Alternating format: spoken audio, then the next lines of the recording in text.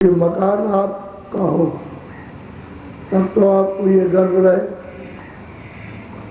कि हमारा है, कोई हमारा कुछ नहीं कर सकता। लेकिन मकान आपका है नहीं,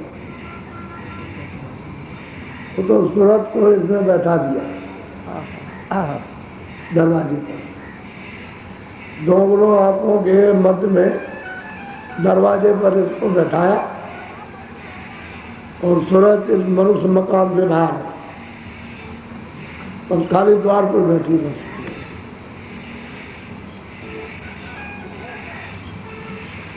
अगर आपको कर्मों का काम दे दिया पाप पुण्य का, तो अपना अपना जो भी करो करते हो, कर रहे हो या किया है करोगे, वो सब जमा होता रहता है,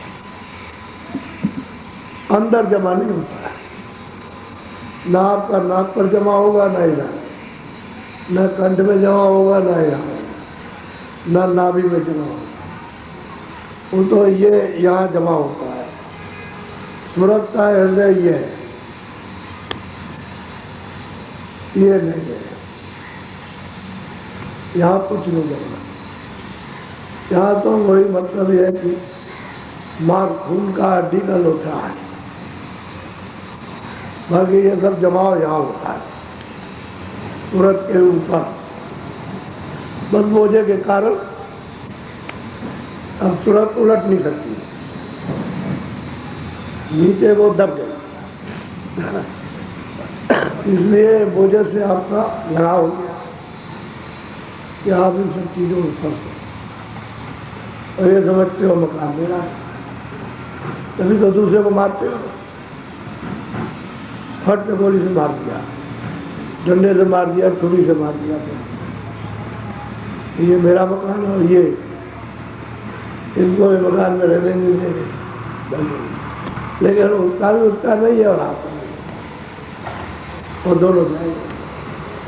अब कर्मों का जो बोझा लाद लोगे तो वो तो कर्जा है, ये कर्म कर्जा है, तो देना पड़ेगा।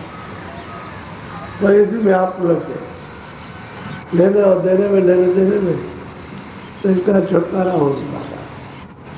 मनुष्य शरीर में आपको फिर कर देंगे।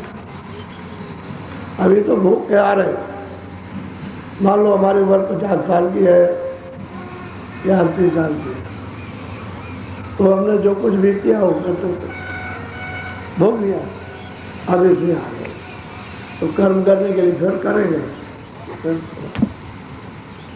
फिर वही काम होगा, कर्जा देना पड़ेगा। ये आपका मकान नहीं है, ये जिन्होंने मकान को दिया उनका है, उनको कहते हैं काल व्यापार।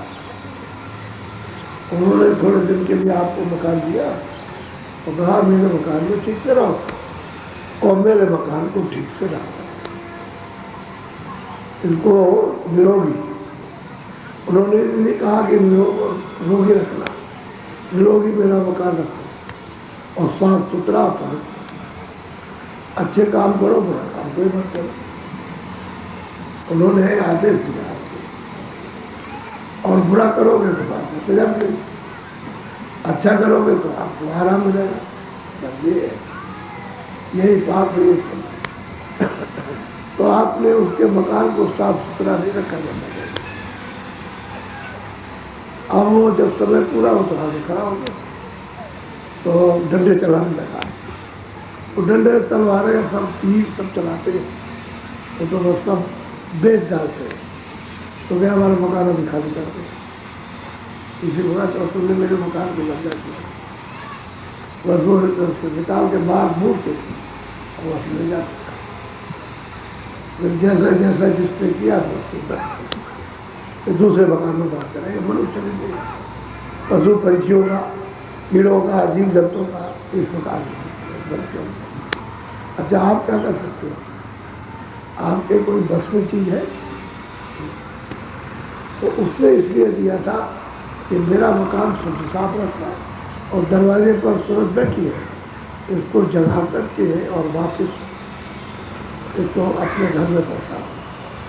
हमने पूरा अधिकार दिया तो उसने तो दे दिया, उसने कहा कि मैं रोक टोक नहीं करता, मैंने तो अपने देश का नियम बना रखा, उसका उल्लंघन करोगे तो तुमको सजा मिलेगी, बस उसका ही है।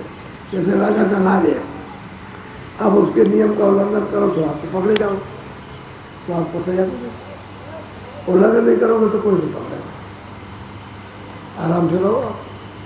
ठीक है, फिर उसका नियम है, उसने कहा और तुमको मैंने रोका नहीं कि तुम वापस ले जाओ, आप चले जाओ वापस। तो आप मतलब यह है कि वापस चलते ही नहीं अपने घर में, ये घर तुम्हारा तो नहीं, न तुम्हारा मृत्यु है और न तुम्हारा स्वर्ग लोक, न तुम्हारा वैकुंठ लोक, और न तुम्हारा ईश्वर का धाम, न तुम्हारा राम धाम है, और न वो कृष्ण का धाम, न वो तुम्हारी इंद्रपुरी है, सबसे परे। समझ गए? और ब्रह्मवक्ता भी नहीं, पार भी नहीं, वो तो सूरत पर से आई। तो जब तक है अपने घर में नहीं पहुँचेंगे, इसको विश्राम मिलेगा, स्थिरता मिलेगी, अखंडता। अब चलो घर में जब तक नहीं मिलेगा तब तक चला मार रहो, चलते रहोगे ऐसे जन्म मरण यही चक्कर होता है, और यही हो रहा होता है। यदि पशु है, पंछी है, कीड़े हैं, छोटे जीव, जल के जीव, थल के जीव, सब आए और मरे और आए और जिंदा और मरे और जिंदा और ये चल रहा। और देख रहे हो अगर कोई बचा, कोई शेर चीता भालू कोई नहीं आए और गए, ये कारखाना है उसका। अब महात्मा यही बताते कि तुमको थोड़े दिन के लिए मनुष्य नहीं मिला, तो इसको क्यों नहीं जीवात्मा को घर में पहुँचाते, कभी आना जाना खत्म हो जाए। तो आप सुनते ही नहीं, कोई बातें नहीं सुनते, और उसी चक्कर में फंसेंगे। ये मेरा उसको मारते, इसको लूट लो, ऐसा कर लो, ऐसा इसी में तो तुम्हारा ध्यान तो उधर है नहीं कि भाई कुछ आत्म कल्याण करेंगे, कुछ नहीं, क्योंकि जीवात्मा को तो बोझा लग रहा है। कल्याण करने की बात तो जब सोची जाए, जब कोई रास्ता मिले, कभी एक भाई कुछ करो, जानकारी हो तब तो मालूम, जानकारी कुछ नहीं कोई, बस इसी में तुम ऐसे हो। और तुमको अहंकार घमंड है कि मनुष्य शरीर मेरा है, तो जब तुम्हारा है तो उसका भी उसका है, और उसका नहीं है तो तुम अपना तो समझते मिलेगा। और यही है ज्ञान, इसी को कहते हैं विवेकहीन। अब बुद्धि बोध नहीं है तो मतलब ये है कि आप जानते नहीं। अब बुद्धि विवेक हो जाए तो महात्माओं की कृपा होगी, तब बुद्धि विवेक होगा, तब तुम सत्य सत्य को समझ सकते हो, ये अच्छा है बुरा। और बुद्धि विवेक नहीं है तो कुछ नहीं समझते, वो चीज़ कहने को तुम कहोगे हम समझते हैं, कुछ नहीं समझते, चाहे जितना भी पढ़ा लिखा हो तो कुछ नहीं समझता। वो खाने के चक्कर में है, वो खा रहे बच्चे आलू में किसी तरह से आलू बन जाए, बच्चा मार दो, बच्ची मार दो, पशु पंछी मार दो, आनंद मिल जाता है। और वो आनंद क्या है, चले हफ्ता या रुपये। तो ये कहने का मतलब है किराए का मकान है और आपको डिस्ट्रिक्ट छोटा है, तो तुम रोते क्यों? ये मेरा बच्चा जा रहा है, बच्ची जा रही है, ये पति जा रहा है, पति जा रहा है, भाई सेवा करो, तुम तो सेवा करो कि वो पत्नी की सेवा करे, वो पति की सेवा करे, बच्चों की सेवा करो। बच्चे आपकी सेवा इसलिए होना चाहिए कि हमको जो अधिकार दिया है, जो जिम्मेदारी दी है, उसकी सेवा करें। बच्चे बड़े हो जाए, माँ बाप की सेवा करें, और जो है वो घर में उसकी सेवा करें।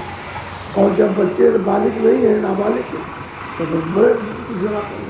ये जिम्मेदारी अपनी अपनी पूरी निभाओ, तब तो काम, और जिम्मेदारी निभाओगे तो कर जाओ। तो इसी में रोते, मेरा बच्चा चला गया, अब चीखते चिल्लाते तो बच्चा आ जाएगा। पहले सोचो बच्चा आएगा या पति आ जाएगा या पत्नी आ जाएगी, ये तुम्हारे मन में है ही नहीं। पत्नी चली जाए, दूसरा विवाह कर ले, ये वो तुम जो कहते हो झूठी बात है। वो तो बस इधर मरी उधर बस कहा कि मैं दूसरा विवाह करेंगे, बस हो गया। तो तुम्हारा रहा कहाँ, ये तो स्वार्थ का है, ये स्वार्थ की चीज़ है। तो काम क्रोध लोभ मोह ऐसा ये जब चबा तमार है चड्डी लिए हुए तुमको हौसले नहीं देंगे कुछ नहीं। अब इसी में पता करें तो तुम भजन नहीं कर पाते। अब यही बात हम तुमको याद कराते हैं कि भाई तुमको कुछ नहीं ले जाना। अच्छा जब तुम पैदा हुए तो कुछ ले आए, किसी लोग साथ से आए, अकेले आए, और वो भी अज्ञात। ना तुम किसी को जान पहचान सकते हो, ना उसको देख सकते हो, ना सुन सकते हो, ना बोल सकते हो। तो क्या होगा जब तुम्हें कुछ बोध है ही नहीं तो कैसे किसी को साथ में आओ? तो अकेले आए, और जब जाने लगे तो बस साथ ले जाओ। न साथ लेके आए तो ये कैसे हो जाए? अब कहे तो मैं हमको साथ ले जाए या कुछ ले आए तो दूसरी बात, कुछ भी ले जाए तब तो कुछ रहेगा नहीं। तो अपने अपनी जिम्मेदारी को उठाओ कि तीना काम करो ठीक है, कि मैं हम सभी की रक्षा के लिए करके करो, उसके लिए बना दो उतना करो। और क्या करेंगे भाई? बच्चे तो क्या उनकी सेवा करें, फिर जब वो बड़े हो जाए तो खेती का काम करेंगे, उनकी सेवा करेंगे। तो ये अब ममता में तो भरते, तो जब महात्मा मिल जाए तो कहें भाई तुम आए हो किराए के मकान में, तो तुम जीवात्मा को जमा हो घर से तो वो चलना चाहिए। जब घर का पता लग जाए तो फिर रोना चाहिए तो भाई हम घर में पहुँच जाए। अब उसके लिए तुमको होड़कर है नहीं, होड़कर कहते हैं कि मेरा बच्चा बन जाए, वो चीज़ मिल जाए उसको होड़कर कहते हैं। गाय बच्चे के लिए उड़पते हो करती है कैसे, और वो चल रहा खड़ा डंडा लेकर के खड़ा रहता है, ऐसा डंडा दिखाता है अभी रहना, जब शाम होगी तब चलेंगे, ऐसा तो पहचानती है। तो डंडे की वजह से नहीं जाती, ये हुड़कती है।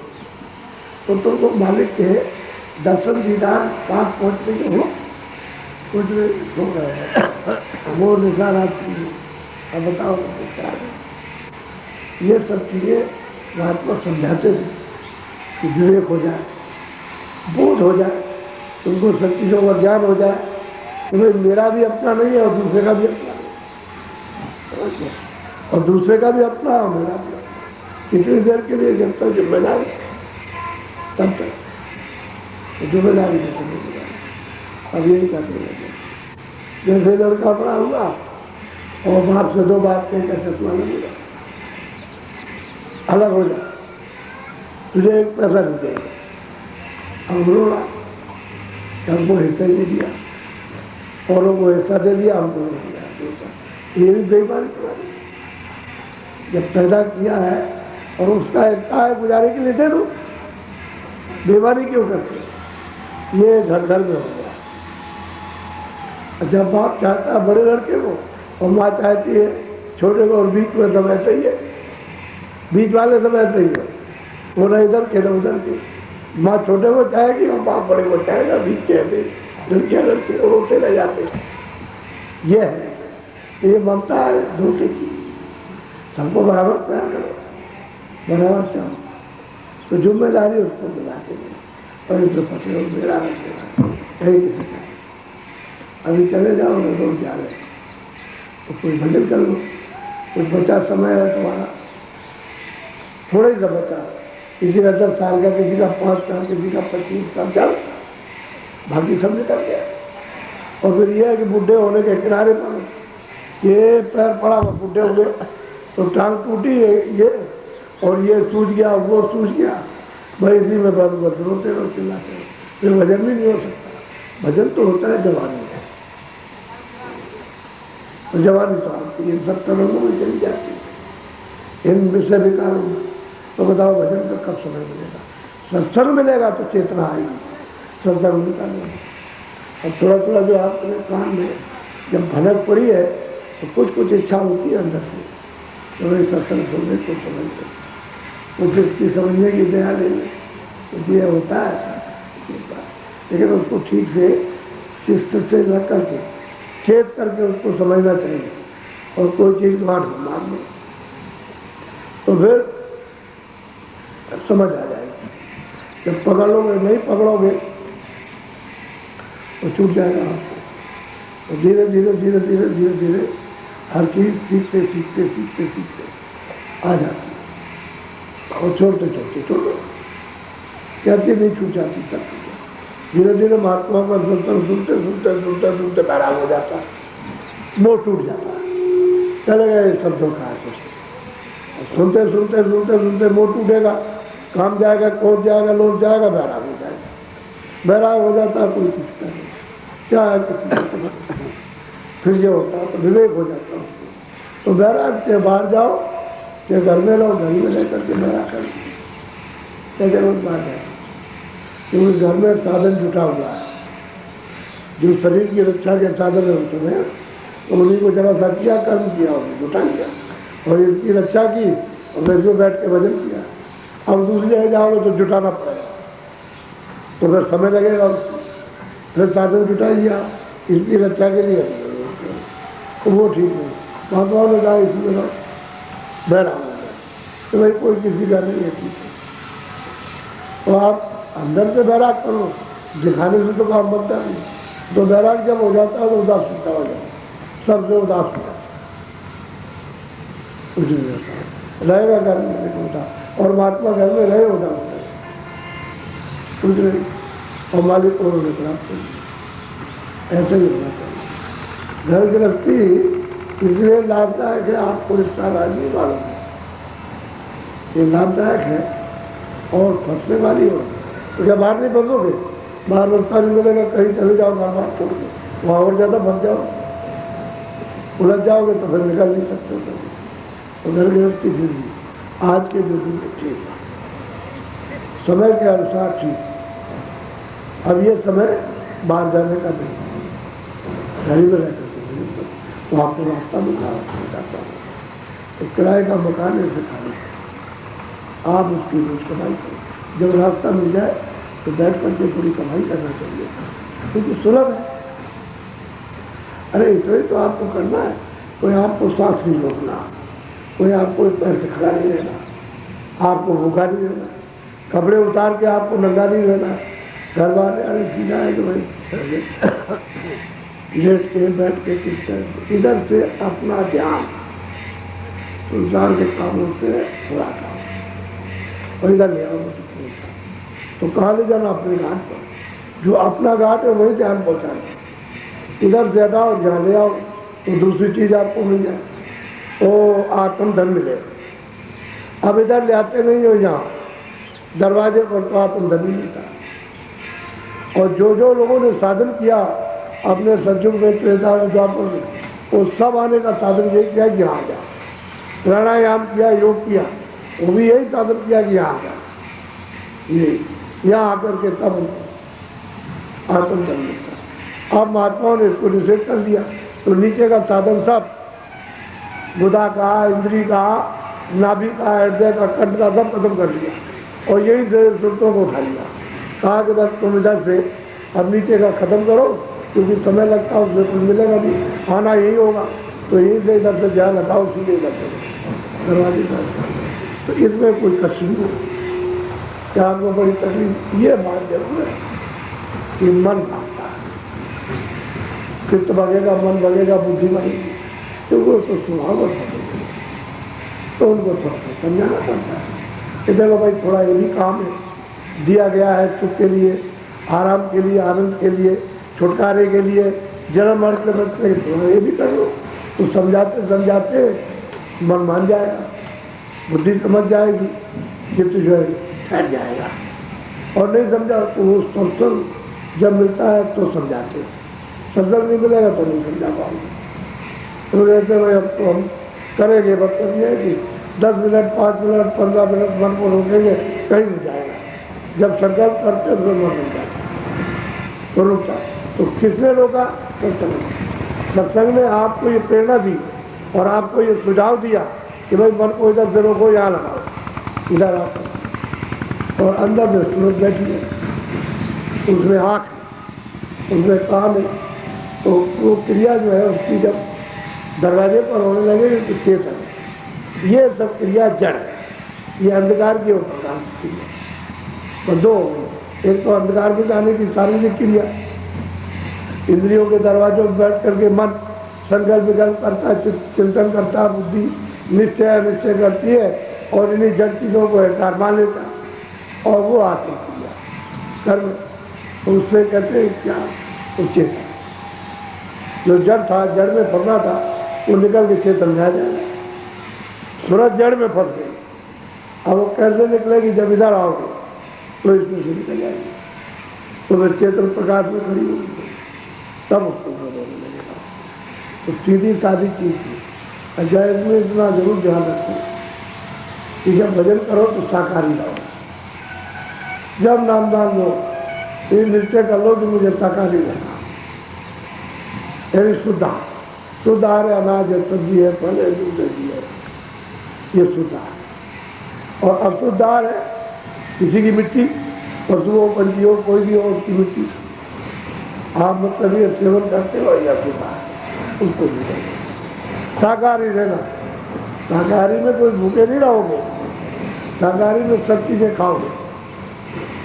अब घी दूध या फल ये सब चीज़ें आ गई, कपड़े आ गए, लेने को तो कोई परेशानी नहीं। अब ये तो जब चीज़ आप चंचल खाओगे तो चंचल हो जाए। तो ये उत्तेजित पदार्थ है, इनको जब सेवन करोगे फौरन, उनको जैसे दवा दी जाती है तो फौरन आ जा करके अपना काम करती है।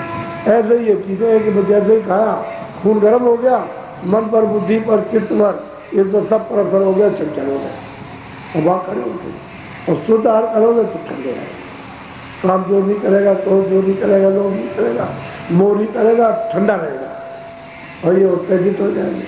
तो किसी को भी गाली गलौज करने लगे, मारपीट करें, भाई जब उत्तेजित हो गए, गर्म हो गए, तो गर्म में कौन ठंडा होता है? ठंडे से तो सब कुछ जाना जाता है, और गर्म होने पर नहीं जाना जाता है। क्यों गए? वो माँ को 4 गाली दे दे, बाप को दे देते, अच्छा लड़ाई झगड़ा किसी दोनों को बचा ले आया तो उसको मार देते हैं। गर्म हो गया ना, तो गर्म में न वो समझ में आया, न वो जो पड़ जाए उसी को मार को, ये होता है। तो उत्तेजित पड़ रहा, उससे बचा नहीं होगा, क्योंकि मन, बुद्धि, चित्त, इंद्रिया चलाना होता है दोनों। इसलिए शाकाहारी एक बात। दूरी तम्बाकू अगर आपकी आदत है पीते रहो, लेकिन कोई भी ऐसा नशीला पदार्थ मत करो कि जो आपकी बुद्धि भ्रष्ट कर दे, यानी पागल कर दे, तो फिर आप क्या भजन करोगे? वही तो वही है, पदार्थ तो वही है जिसने बुद्धि को नाश कर दिया। अब न माँ को पहचानो, न बहन को, न भाई को, न इसको, न उसको, बात ये नहीं। आप मतलब ये है कि बीड़ी पी लो, तम्बाकू पियो, का P low, cigarette P low, मैं कोई मरा थोड़ी करता, मैं तो नहीं पीता, मैंने तो कभी नहीं, तो मुझे पता है कैसी बीड़ी तम्बाकू होता है। लेकिन ये कि आपको मना नहीं करता, आप पी सकते, और छोड़ा छोड़ो छोड़ो, और भी अच्छी बात। और अरे वो सेवन चीज करो जितने की सही चीज है, इन सब चीज़ों से शरीर शाकाहार से ठीक रहता है, और मतलब यही निरोगी रहता है। अब अशुद्ध आहार करोगे तो तरह तरह के नुकसान होंगे, क्योंकि खून में उनमें तरह तरह के कीटाणु हैं, जहरीले, उसमें वो तुम्हें प्रवेश कर जाएंगे तो तरह तरह की बीमारियाँ फैल जाती हैं। अब यही सब खान पान बिगड़ा, तभी तो कैंसर, ये वो तमाम रोग और कोड़ और ऐसा वैसा ये सब होने लगा। पहले ऐसा नहीं था। कैंसर तो हम लोगों ने पहले कभी सुना नहीं, कैंसर तो इधर सुनने को आया 30 साल, 30-35 साल से सुनने को मिला। पहले तो जिधर जाइए उधर लोग शाकाहारी रहते थे, बहुत कम, कोई तो। अब लीजिए, जिधर जाइए अब इसी की पुकार है, गुहार है, ये दे दो, बस ये अशुद्ध आहार मांगते। तो फिर काय को अनाज खाते हो? अशुद्ध आहार करना तो अनाज खाने क्या देना? फल फूल क्यों मांगते हो? उनको मत खाओ जब अशुद्ध आहार करना, तो वो भी बात नहीं है। उसमें तो अच्छे जानवर थी, इस सड़ी हुई चीज को नहीं खाते, उस सेवा नहीं करते, और मनुष्य बुद्धि रखता हुआ जो चाहे सुन। अब यही चीज है समझने की, सत्संग नहीं मिलेगा, इस चीजें समझ नहीं, तो इसलिए शाकाहारी रहेगा। और शाकाहारी रहोगे तो भजन होगा, और शाकाहारी रहोगे भजन एक क्षण नहीं होगा, एक क्षण पर भी नहीं कर सकते। तो फिर आत्मकल्याण नहीं होगा, उसको लेना देना पड़ेगा। कर्म कर जाए तो सीधे ना, सीधे ना रखेगा, बीच में नहीं, सीधे पहले वही देखते हैं सीधे। तो लोग जब वॉक करके आओगे तो उसके बाद जो हल्का कर्म किया फिर उसको बहुत लंबा चौड़ा मैदान है, वापस लौटते फिर ये जीव आ नहीं पाता, इसलिए बचो उससे, बचो क्या असली चीज यह है। तो आप लोग समझते हैं, बोले सत्संग तो होता लेकिन आपकी शक्ल नहीं दिखाई देती। अभी है, दूर बैठ जाओ तो नहीं दिखाई देगा, लेकिन आप पास बैठ जाए तो ठीक है। इसलिए आप इन सब चीज़ों को ध्यान दें, साकारी रहना। हमने पहले बच्चों को साकारी बनाओ, फिर आप देखो जब इनको सबको साकारी बनाओगे और मतलब ये कि सब चीज़ें दूर रहोगे उनसे, तो बच्चे भी ठीक रहेंगे। जैसा जैसा बतना है वैसा आप करो तो शरीर ठीक हो जाए, और नहीं आप वैसा करते हो मतलब अच्छी बुरी होती है। इसलिए शरीर से जबरदस्ती करते हो किसके लिए? आनंद के, और आनंद होता है, पीछे से रोते हो, क्या फायदा? जब आनंद मिला रही हो तुम रोने लगे तो फिर क्यों ऐसा करते हो? बार बार आदत के बस किसको उसी कुएं में, अगर रोते हो तो चिल्लाते हो, वो ठीक नहीं। देख लो, समझ लो हर चीज़ को, मतलब ये जब समझ लिया, देख लिया कि भाई मतलब ये कि नहीं है इसमें कुछ, तो थोड़ा सा कम करो, संयम करो, संयम से रहो, तो फिर शरीर निरोगी है और अच्छी बुरी है। इसलिए तो ये तमाम बीमारियाँ फैलती है। इन बच्चों को कहा करता हूँ कि जब महीना हुआ करे तो 5 दिन नहाना लो, नहीं उस तरह नहा लिया तो तरह तरह की बीमारी हो जाएगी। डॉक्टर के और डॉक्टर सब आ जाए, ठीक नहीं कर सकते, कभी नहीं ठीक कर पाए। वो ऐसी बीमारी है, वो एक तरह का रोगी है और तरह तरह की बीमारी फैल जाएंगे तो ये परेशान। और जब बच्चे जब पैदा होंगे तो उनके पेट में पैदा होंगे बीमार, वो बीमारी लेकर के पैदा होते हैं, वो खुद में बीमारी है तो फिर पैदा हो जाएगा। अब इनके फायदे के लिए बात करता हूँ तो ये सुनती नहीं। इनको गर्मी लगती है तो फट नल के नीचे बैठ जाएगी और फिर चिल्लाएगी आकर के हमको कोई तकलीफ हो गई, हमारे ऊपर दया करिए, तुमने ये काम ही क्यों किया है, तुमको समझाया था, तो समझती है। कोई काम मत लीजिए, छूने से भी बीमार करती है, ऐसे चूड़िया से बीमार करती है, इसलिए अलग बात है। अब ये वो बताएगा जो समझता है, बाकी कौन बताने वाला?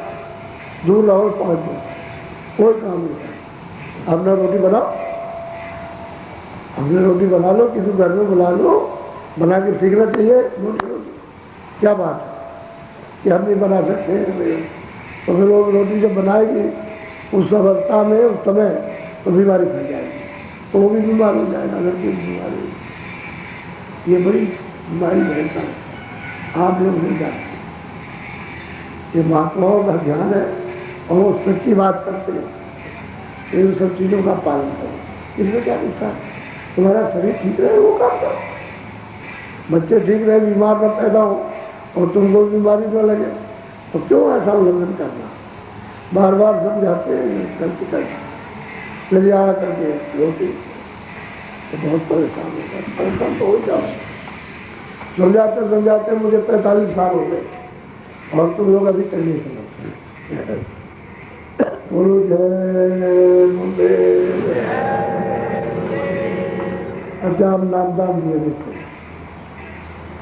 आप लोग नामदान जो नए लोग आए हो, ये लोगों को कह करके भाई चलो नामदान दिला दो, तो नामदान तो दिए नहीं आपको, लेकिन इतना जरूरी तो भजन का सुबह 24 घंटे में एक बार तो करो।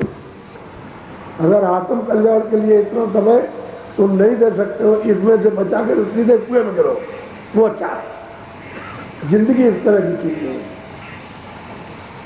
असल में बात ये इतना नहीं कर सकते अपने घर में वापस जाने के लिए, और कहते हैं दया करो दया करो दया करो दया करो, बस ये दया रोज हो रही है, घाट वो घर में नहीं है, हर बार कोई है घर में,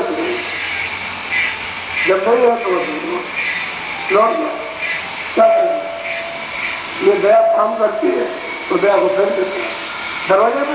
अरे समय से बैठो तो कम से कम इंतजार तो करो, नया दरवाजे पर इंतजार नहीं करते, ऐसे समझते नहीं और महात्माओं को मूर्ख समझते।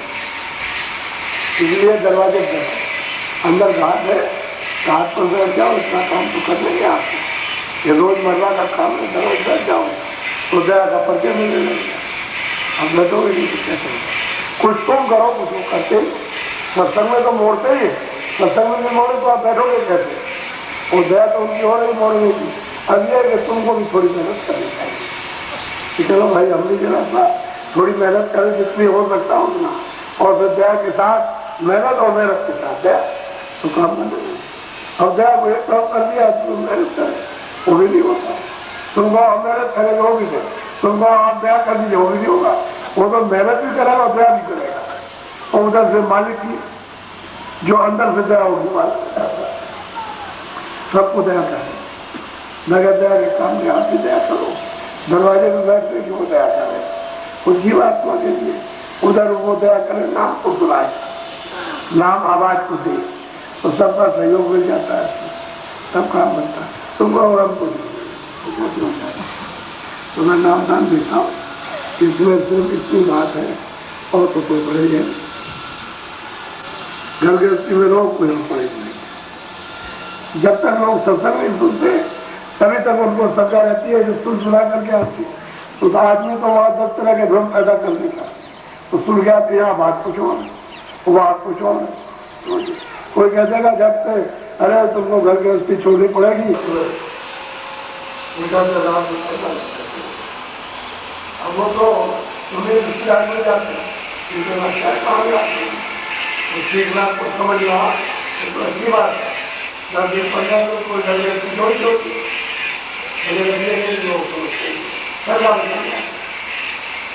और संगा वालों को कोई मिलना नहीं, चाहने वालों को तो मिल जाएगा, संगा वालों को नहीं।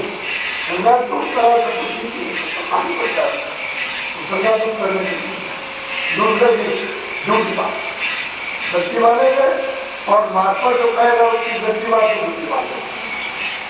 और इसका अंतर है कि दुनियादारों के शब्दों और महात्मा के शब्द उनके विश्वास ये हो शंका इतनी शंका है।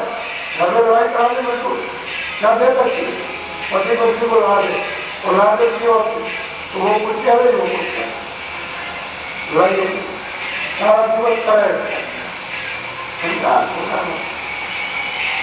शंका से हमेशा मुक्त है। शंका समुद्र है, शंका का कोई अंत नहीं। और शंका की दवा लोग अग्नि से मांगी, अगली बात तो ये शंका ने जो काम बताया वही करो, जो बताया उसको नहीं किया बताया तो नामदान नहीं और आज तो अंदर जाने का रास्ता है, बाहर जाने का रास्ता क्यों अंदर जाना अंदर तो बड़ी खुशी है। अंदर जाने का रास्ता जो बंद है उधर तो बहुत बड़ी रचना है, तो कुछ ही नहीं। यहाँ तो सुंदरता कुछ नहीं है, जो अंदर की आँख देखती है उसको वो सुंदरता को तो वर्णन करने में नहीं आती, तो असल में न जानने देता है क्या करे दूसरे लोगों से बुरा। जब मैं जीव आया यहाँ कर्मों का अच्छा किया तो और अभी तक उसका छुटकारा और आगे भी तैयारी नहीं करता कि चलो भाई तो छुटकारा कर दिया जाए, रास्ता तो बना दिया जाए छुटकारे का, वो भी कुछ जी हो अभी मालवा दया करने के हो जाए तो कुछ तुम्हारी चाय हो जाए तो काम बन जाए, काम नाम ना हो जाए।